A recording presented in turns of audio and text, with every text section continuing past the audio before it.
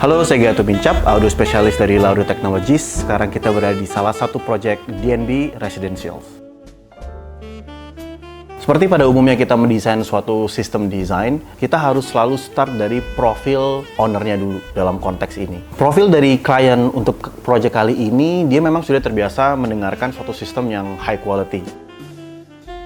Suatu sistem yang sangat high quality dan secara experience-nya pun dia pengen memastikan bahwa coverage audio di ruangan main cave ini itu sangat rata, terdengar natural, memiliki clarity yang tinggi dan definisi bass yang cukup, tidak berlebihan tapi terasa punch-nya. Nah, oleh karena itu sistem DNB menjadi pilihan utama untuk proyek kali ini.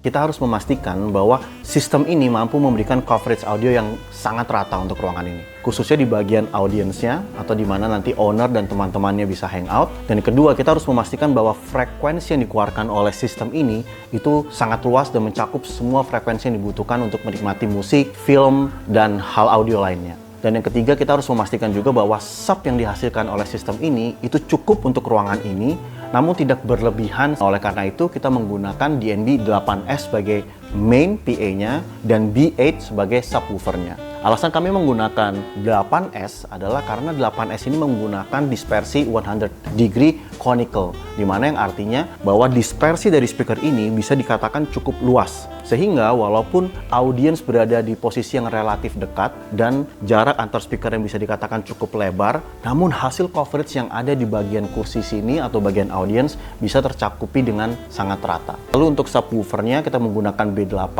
Di sini merupakan salah satu subwoofer yang paling kecil yang DNB punya, dan kita bisa lihat bentuknya sangat sleek sehingga bisa dimasukkan dalam rak sehingga tidak mengganggu visual atau estetik dari ruangannya. Dan kita juga menggunakan ampli paling kecil dari DNB namun sangat powerful, yaitu ampli 5D.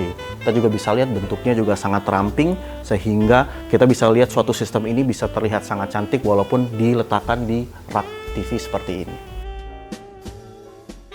Untuk proses desain di proyek ini sama halnya dengan proyek-proyek besar lainnya. Kami start dari gambar layout ruangan. Jadi dari layout ruangan yang setelah diberikan dari klien, kami berusaha berdiskusi dengan kliennya mengenai posisi speakernya akan di mana, lalu audiensnya akan sekitar mana, lalu daerah yang ingin di cover secara spesifik bagian mana. Dan setelah kita mendapatkan poin-poin tersebut, kita membuat visualisasinya dalam array call. Nah, dari visualisasi tersebut kita juga bisa melihat secara detail apakah sistem yang akan kita gunakan di project ini sudah cukup untuk mencapai semua poin-poin yang ingin klien tuju. Setelah kita merasa cukup dan kita bisa lihat di visualisasi tersebut, kita bawa lagi ke klien untuk kita diskusikan.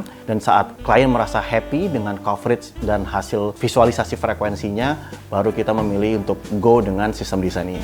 Nah, lalu untuk proses tuningnya, kita melakukan proses tuning berdasarkan lokasi di mana audiens akan menikmati sistem tersebut. Jadi kita menggunakan mic measurement yang kita letakkan di sekitar bagian audiens, lalu kita mengcapture beberapa frekuensi sweep di situ untuk kita melihat respon sistem speaker ini dengan ruangan ini. Setelah itu kita tailored sesuai dengan preferensi dari klien untuk mendapatkan relasi antara low, mid, dan high frekuensi yang lebih sesuai dengan kebutuhan klien.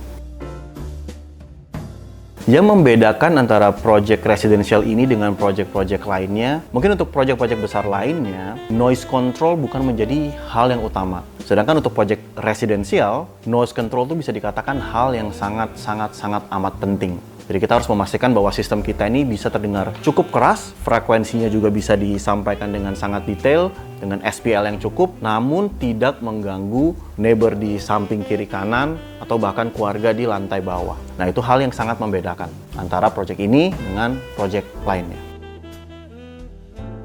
Banyak orang yang udah mengenal DNB ini merupakan suatu audio system untuk live performance. Namun, tidak banyak orang yang mengetahui bahwa DNB juga memiliki series-series lainnya yang memang difokuskan untuk instalasi. Contohnya adalah XS Series yang kita lihat dalam sistem kali ini, dan ada U Series. Nah, di mana mereka memiliki banyak sekali opsi-opsi dari speaker 4 inch, 5 inch, 8 inch, 10 inch yang memang didesain secara khusus untuk instalasi. Dan secara bentuknya pun juga dilihat itu lebih sleek, lebih ramping sehingga bisa blend secara natural dengan interior ruangan.